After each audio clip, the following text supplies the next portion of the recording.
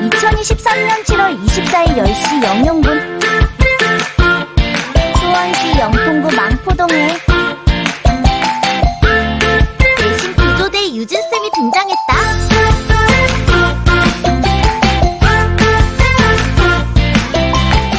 자, 우리 이제 13강입니다. 거의 마지막까지 거의 왔어요. 그쵸? 오늘은 13강이랑 16강 해보면서 마지막 수업에서 이제 14강이랑 아마 19강 이렇게 나가면서 끝내볼 것 같습니다, 여러분. 이제 정말 끝이 얼마 남지 않았죠? 마지막 수업까지 열심히 들어보도록 할게요. 우리 지난 시간에 배웠었던 거 있었어요? 뭐 배웠었지? 병자호란. 네, 배웠죠. 그리고 예속 논쟁과 환국에 대해서 배웠었어요. 그렇죠? 여러분들 배웠었죠? 우리 인조가 인조 반정으로 누구의 도움으로 인조 반정이 열렸어요?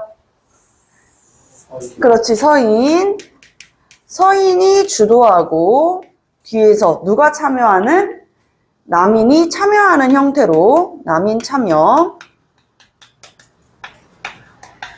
인조 반정. 그리고 나서 이 인조 전에 왕이 누구였었어? 끌어내려진 왕이 누구였었어, 얘들아? 광해군. 맞아요. 광해군이었었죠. 광해군이 끌어내려진 이유가 뭐야?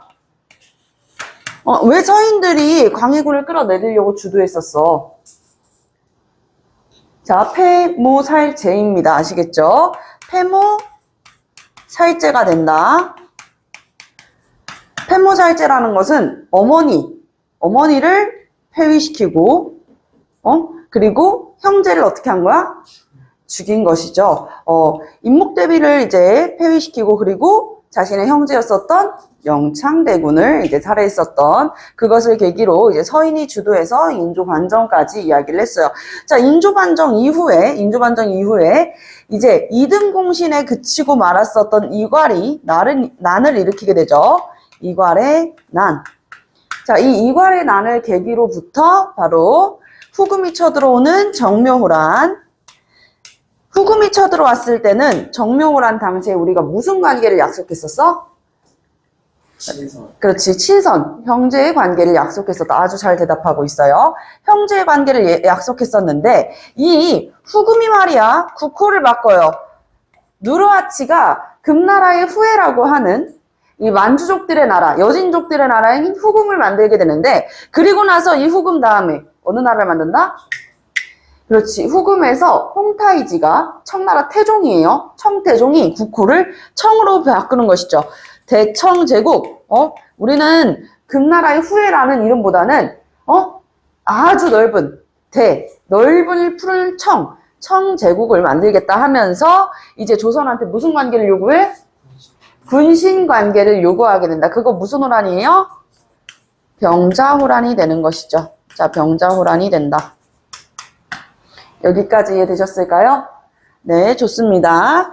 자, 그리고 나서 이 병자호란 당시에 우리가 삼전도의 굴욕이라고 많이들 알려져 있죠. 남한산성, 정묘호란 때는 우리가 강화도로 피난을 갔었어요, 인조께서. 하지만 병자호란 때는 강화도로 피난을 갔어, 못 갔어? 피란을 못 갔어요. 그쵸? 피란을 가지 못했었기 때문에 어떻게 됐어? 남한산성을 갔었잖아. 그치? 남한산성에 포위가 되고 맙니다. 우리가 40여일 동안은 끝까지 항전을 하게 됐지만 어떻게 됐어요? 결국에는 이 청나라에게 굴욕적인 군신 관계를 체결하게 되죠. 그게 바로 이제 삼전도의 굴욕, 삼배구 고두례의 예를 갖추게 되면서 이 병자호란 당시에는 우리가 군신관계를 체결한다. 그러면서 많은 사람들이 어디로 끌려갔다 그랬어요? 청나라의 포로로 끌려갔었다고 이야기를 했었지. 자, 이렇게 끌려가게 됐을 때, 자, 인조가 책봉했었던 세자가 있었어. 그 세자가 누구야? 소현세자였었죠. 그쵸? 소현세자가 있고 복림대군도 같이 끌려가요. 복림대군. 원래 소현세자랑 이 인조가 저기 남한산성으로 피란을 갔었고, 복림대군 같은 경우에는 병자호란 때도 강화도로 피란을 갔었다가 바로 포위가 됐었어요. 자, 그러면서 인조반정이 끝이 나고 나서 인조의 이 재위기가 끝나고 나서 소현세자가 왕이 돼야 되는데 시름시름 청나라에서 돌아오고 나서 시름시름 말타가 어떻게 돼요? 네, 맞아요. 세상을 떠나죠. 그러면서 복림대군이 왕이 됩니다. 그가 바로 누구야? 효종이 되는 것이죠. 효종께서는 우리 아버지의 이마를 9번이나 땅바닥에 부딪히게 한 이 청나라의 태종 홍타이지 가만두지 않겠어 하면서 무슨 정책을 펼쳐? 그렇지, 북쪽을 벌하자라고 하는 북벌 정책을 추진하지만 당시 서인의 이 송시열이래. 왜 자꾸 송시열이라 그러지? 저기 송시열이 아니라 송시열이 맞군요. 저 송상훈이랑 헷갈렸어요. 자, 북벌의 정책을 추진하게 되는데 이것도 결국엔 어떻게 돼요? 효종께서 돌아가시게 되면서 실패로 끝이 나게 됩니다. 자, 북벌이 실패로 끝나게 되자 이제 목소리를 못 냈었던 조선의 신하들도 어떤 목소리를 내게 돼요? 그렇지, 우리 그러지 말고 청나라의 우수한 문물을 좀 배워보자 라고 하는 북학론이 대두된다. 북학론이 대두된다. 자, 그리고 나서 효종 다음에 누구예요? 현종이었었죠. 자, 현종 시기에 두 번의 논쟁이 있었는데 그게 무슨 논쟁이었어요? 예송 논쟁이었습니다. 예송 논쟁. 예송 논쟁이라는 게 뭐야? 예를 갖추는 의상을 입는 것. 우리가 장례를 할 때나 결혼을 할 때나 아니면은 외국의 다른 나라 사신을 만날 때나 예의를 갖춰야 되는 자리들이 있잖아. 그때마다 우리가 갖춰야 되는 TPO가 있단 말이야. 의상을 갖춰 입어야 되는데 효종께서 돌아가신 거예요. 알겠죠? 효종께서 돌아가시고 나서 이 효종의 어머니가 되는 자의대비가 장렬왕후 조씨, 이 자의대비가 상복을 몇 년을 입을 건가에 대해 가지고 뭐 하게 된다? 논쟁을 하게 된다. 자, 1차 때는 누가 돌아가셨어요? 1차 때는 효종이 돌아가셨죠. 그죠? 효종께서 돌아가셨을 때 이제 1차에서 서인과 남인이 이야기를 하게 됩니다. 자, 일단은 서인은 찐 정통 성리학자들로 많이 이루어져 있었고 남인은요, 여러분들 헷갈리지 말아야지. 선생님, 동인 어디 갔어요? 동인은 이미 분파가 됐었어요. 북인과 남인으로 나눠졌었는데 북인은 누구의 학문을 계승한 사람들이에요? 그렇지, 조식 선생님의 학문을 계승한 사람입니다. 이거는 정말 훌륭하게 대답을 해주셨기 때문에 소정의 사은품을 드리도록 하겠습니다. 네, 맛있게 드십시오. 그리고 이제 남인 같은 경우에는 누구의 학문을 계승했어? 네, 그렇죠. 태계 이황 선생님의 학문을 계승했었다. 그래서 조식과 이황으로 나눠볼 수가 있는데요. 자, 조식 같은 경우에는 조식 선생님이 직접 북인을 주도한 건 아니에요. 선조 5년 때 돌아가시기 때문에 임진왜란까지 다 보시진 못했어요. 다만 이 조식의 학문을 계승했었던 많은 제자들이 행동하는 선비, 실천하는 선비, 여기서는 실천을 되게 강조했어. 실천하는 선비로서 임진왜란 당시에 의병활동을 주도하게 된다. 그래서 누구? 광해군을 지지했었지. 의병활동을 주도했었던 광해군을 지지하게 됐었다. 광해군과 함께 전투에 나서기도 했었다라고 말씀을 드렸었어요. 그쵸? 그렇지만 광해군은 결국엔 어떻게 됐어? 군자의 직위로 끝나게 되잖아. 그치? 왕자야. 인조반정으로 인해 가지고 북인 세력들 다 어떻게 돼요? 축출되고 맙니다. 추출이 아니에요. 오렌지 주스 아니죠. 추출되는 게 아니라 축출되고 맙니다. 자, 이황 선생님께서는요, 무엇을 강조했었냐? 관직에도 총 9번이나 올랐을 정도로, 정말 오랜 시간을 관직에서 보냈었다 그랬었잖아요. 정미사화 전까지는. 자, 그러다가 우리 이황 선생님께서 내세웠던 건 왕권이었어. 왕권 강화를 주장을 했었어. 그래서 많은 이 신하들이 이 신권보다도 왕권을 중시했었다라고 볼 수가 있겠죠. 자, 근데 이 남인이 처음에 인조반정 때는 참여하는 형태였었다가 이 예송논쟁 때 목소리를 낸단 말이야. 자, 서인의 주장은 이렇습니다. 우리 효종께서는요, 세자로 책봉된 임금이 아니라 뭐였다는 거야? 복림? 대군이었다는 거야. 대군. 군은 뭐라 그랬어, 선생님이?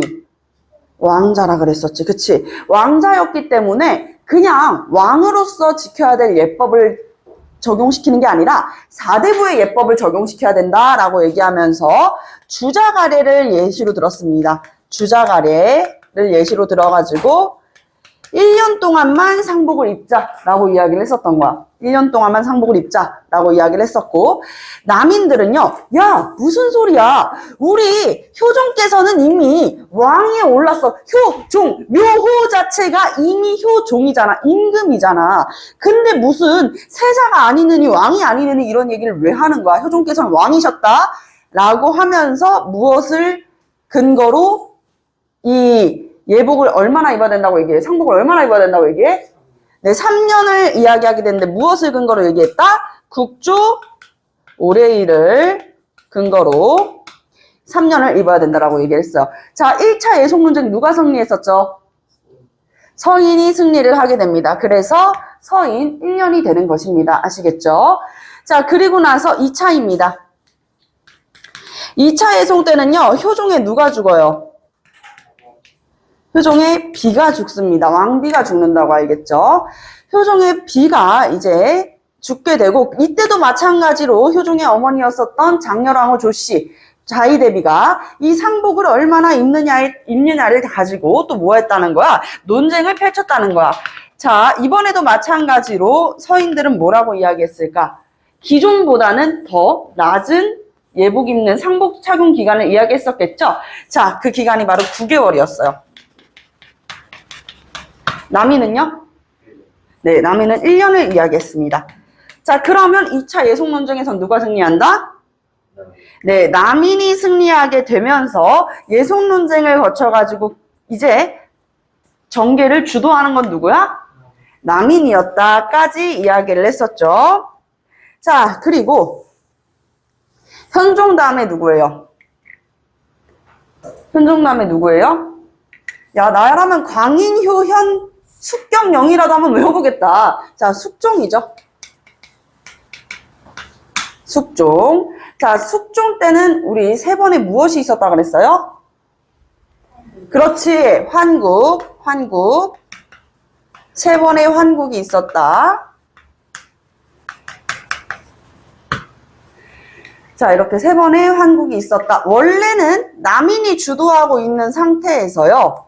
남인이 영모를, 남인의, 예를 들면은 서울 중에 한 명이 영모를 꾀하려고 하면서 기름 유학 사건, 요런 사건들 허적, 요 사건들을 거치게 되면서 결국엔 어떻게 된다? 남인을 축출하고 서인이 정계를 주도하게 되는 거. 무슨 왕국? 경신왕국.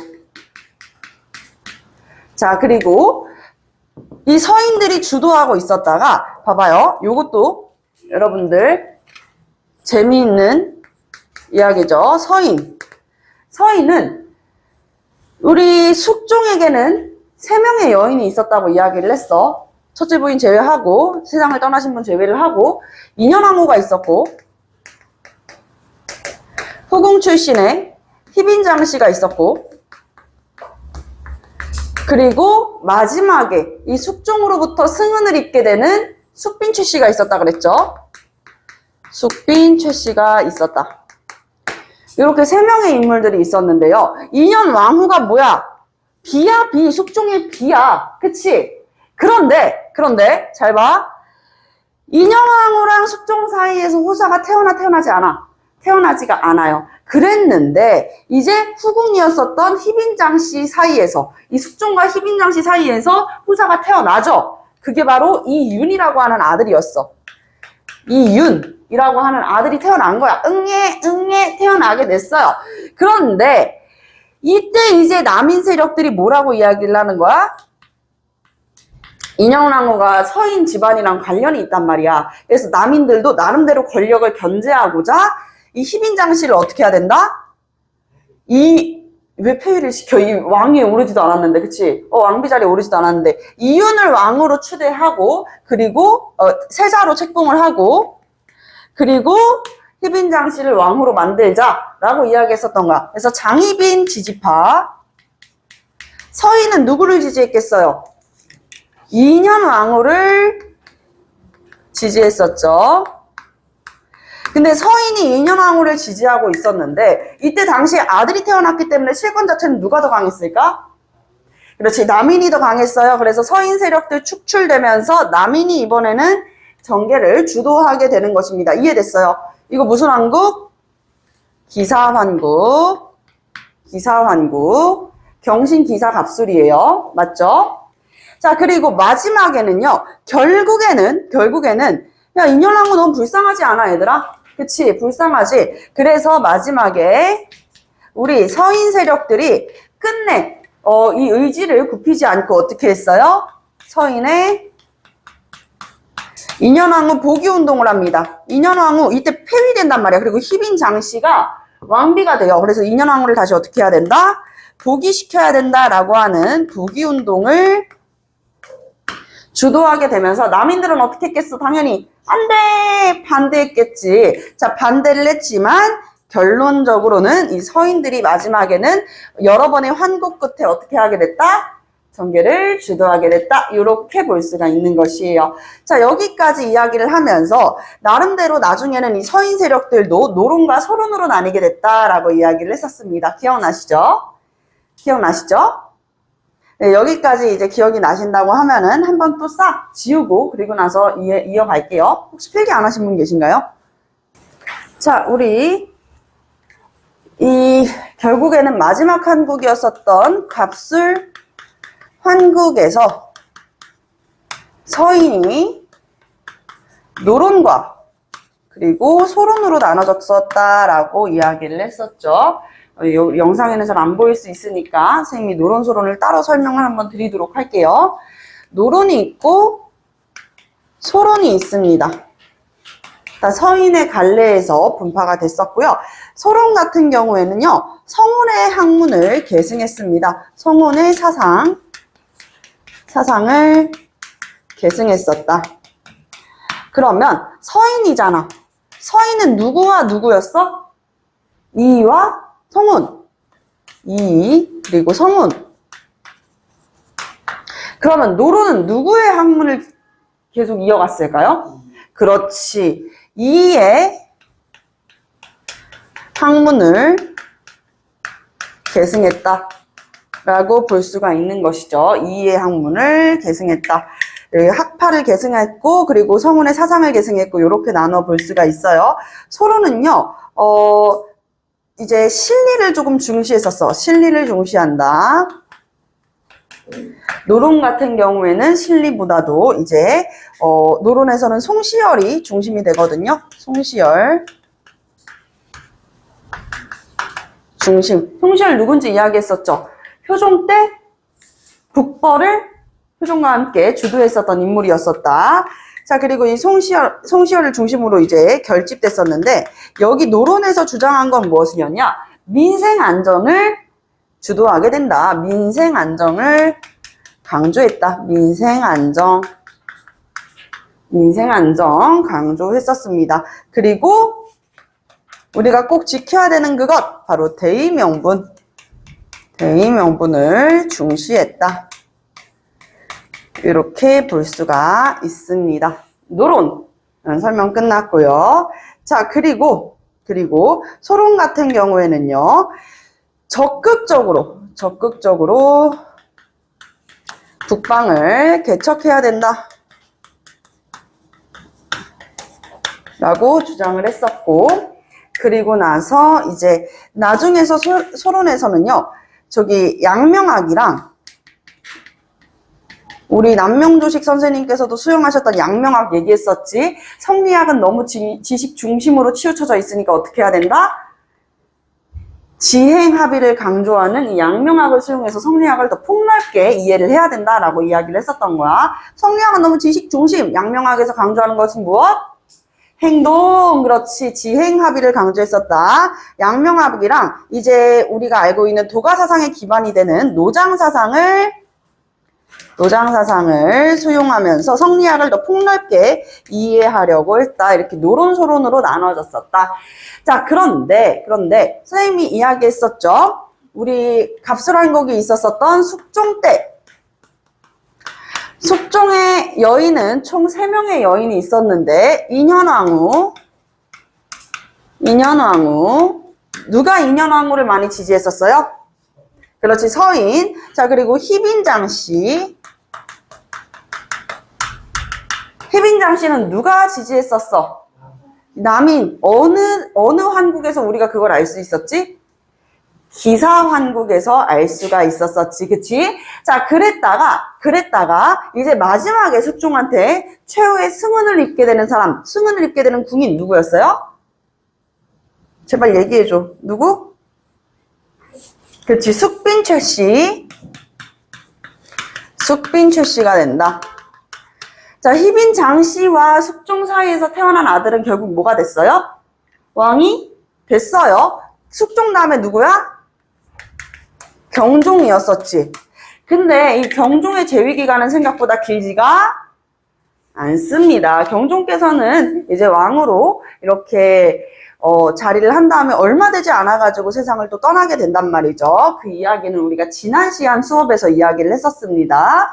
자, 그리고 나서 경종께서 죽고 그 다음에 누가 왕이 되는 거야? 바로 숙빈최 씨와 숙종 사이에서 태어난 누구? 연인궁이 왕위에 오르게 된다. 그가 바로 오늘 우리가 본격적으로 배우게 될 누구야?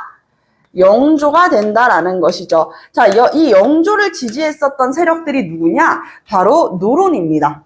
알겠죠? 노론의 지지를 받았었다. 중요합니다. 노론의 지지를 받아서 왕이 되었었다라고 볼 수가 있어요. 노론의 지지를 받았다. 선생님이 솔직하게 이야기를 하면요. 여러분들 학교에서 노론소론까지 안 배울 가능성이 매우 높습니다. 하지만 우리가 이렇게 알아놔야지 여기 모르겠다고 한국사를 포기할 필요는 없는 거야. 어차피 중등 교육과정에서 노론소론까지 시파벽파까지 뭐 배우지 않거든요. 그러니까 너무 겁먹지 말고 그냥 우리 더 깊게 알아간다라고 생각을 하면서 이해를 해보면 좋을 것 같아요. 자, 노론의 지지를 받아가지고 영조가 지위를 하게 됐는데, 자, 중요한 것은 영조하면은 딱 기억이 나야 되는 포인트가 2가지가 있다는 거야. 자, 정조 때부터는요, 18세기야, 얘들아. 18세기.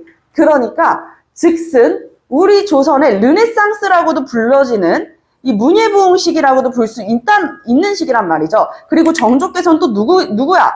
영조의 뭐야? 손자잖아요. 그쵸? 아들 아니죠? 영조의 아들은 사도세자였고, 사도세자의 아들이 바로 이 정조였습니다. 정조께서는 마지막 조선의 개혁 정치 군주입니다. 정조 이후부터는요, 우리가 조선의 망국으로 보고 있어요. 세도정치기, 암흑시대가 다시 찾아오게 됩니다. 그래서 영조와 정조의 개혁정치, 이전에 있었던 정치들을 타파하면서 조선의 문제점을 고쳐나가려고 하는 것들 잘 봐야 돼요. 영조께서는 무엇을 중시했냐? 바로 노론의 지지를 받았다 그랬잖아. 짜잔, 민생안정을 강조했었습니다. 민생안정. 그리고 한 가지 더, 무엇을 강조했을까요? 대의명분. 좋아요. 자, 영조께서는요, 탕평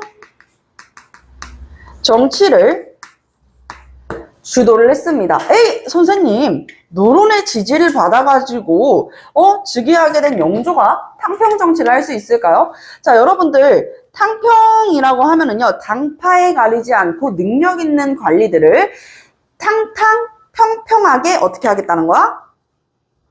등용하겠다라고 얘기하는 게 바로 탕평 정치야. 이해됐어요? 근데 여기에서 또 우리가 눈여겨봐야 되는 포인트는 무엇이냐면 탕평, 노론의 지지를 받았는데 탕평을 할 수 있을까? 여러분들도 의심스럽잖아. 조선의 신하들은 얼마나 의심스럽겠니? 그래서 영조께서 어떻게 해요? 탕평비를 건립합니다. 당파에 가리지 않고 능력 있는 관리들을 어떻게 하겠다? 능력 있는 관리들을 채용을 하겠다. 당파에 가리지 않겠다라고 이야기를 하면서 이 탕평비를 건립하게 된다. 이 성균관이 뭐야? 성균관이 뭐야? 세진이, 성균관이 뭐예요? 그렇지. 조선 최고의 국립교육기관이 성균관이었었죠. 이 성균관 입구에다가 딱 탕평비를 세워놓습니다. 당파에 가리지 않고 능력 있는 인재를 등용하겠다라고 얘기하는 탕평비를 건립하게 된다라는 이야기죠. 아시겠지요? 자, 그리고 탕평비를 건립하면서 탕평파들이 있어요. 정말 당파에 가리지 않고 여러 파들이 다 합쳐져가지고 국정을 주도하려고 하는 이 탕평파를 가지고 영조께서도 정치를 꾸려 나가셨다라고 볼 수가 있겠습니다. 자, 탕평비를 건립하면서 당파에 가리지 않고 능력 있는 인재들을 선발하겠다? 그러면 얘들아, 관직을 채용하고 그리고 관직을 인사의 권한이 있는 이 자리에 오른 신하가 권력이 어떻게 되겠어요? 낮아지겠지, 상대적으로. 자, 그럼 물어볼게. 인사권을 가지고 있는 관직의 이름은 뭐였어? 오늘 시험 문제에서 나왔죠? 이조전랑. 이조전랑. 여러분들, 이조가 뭐예요? 이호, 예병, 현궁, 6조 중에서 뭐였었지? 인사를 담당하는 인사기구라고 이야기를 했었죠. 그 인사기구들 중에서도 전랑이라는 직급은 자신의 후임자를 뭐 할 수 있어? 천거할 수 있는 천거권, 그리고 인사를 등용할 수 있는 실질적인 권한이 있었다 그랬어요. 이 이조전랑의 권한을 강화시켰을까요? 약화시켰을까요? 당연히 약화시키는 것이죠. 이조전랑의 권한을 약화시킵니다. 실제로 이조전랑이 자신의 후임자를 천거라는 것은 추천제도라고 이야기를 했었죠. 추천할 수 있는 권리를 어떻게 한다? 아예 그냥 없애버려요. 이제 후임자 추천 금지예요. 이렇게 폐지를 시켜버리기도 하죠. 자, 그러면서 붕당의 근거지가 되는 서원. 원래는 사림 세력들이 이 서원에서 뭐 했어요? 이 선현의 제사를 지내고 학술을 연구하고 여러 기구로서 작용을 했었잖아. 그런데 이 서원이 결국에는 갈라치기 해가지고 서로 싸우는 거야. 그래서 붕당의 근거지인 서원을 정리하게 된다. 우리 조선 후기에서는 서원을 정리한 사람은 총 2명의 이제 집권자들이 있었어요. 처음에는요, 이제 임금이었었던 영조께서 붕당의 근거지인 서원을 많이 정리를 했었지만, 정말 대폭적으로 서원을 빡 정리를 해버리는 사람이 있었으니 그가 바로 나중에 이제 세도 정치를 척결하는 고종의 아버지가 되는 흥선대원군 이하응이 전국의 서원을 사익서원 47기만 남겨놓고 싹 없애게 된다는 거예요. 이 서원 정리는 여러분들 나중에 고등학교 때 풀어볼 수 있는 문제입니다. 아시겠죠? 조선 후기 때 서원을 정리하게 되는 사람 영조와 흥선대원군이었었다. 이렇게 볼 수가 있겠어요. 자, 그리고 붕당의 근거지인 이제 서원을 정리하면서 영조께서는 좀 더 본격적인 민생 안정의 정책들을 추진하게 되는데, 선생님이 조금 더 요 카메라를 옆으로 옮겨가지고 촬영을 해볼게요. 네, 이렇게 조금 더 옆으로 와봤습니다. 자, 이제부터는요, 영조께서 펼치신 문물 정비, 어떻게 조선의 문물을 정비해 나갔는지 그 내용을 같이 한번 보도록 하겠습니다. 자, 첫 번째는요, 우리 이미 배웠어요. 졸려? 그쵸? 자, 우리 이번에 지난 시간에 배웠었던 건데, 영조께서 군대를 이제 조선 후기 때는 무조건 다 같이 가야 됐어요? 군대 의무였어요?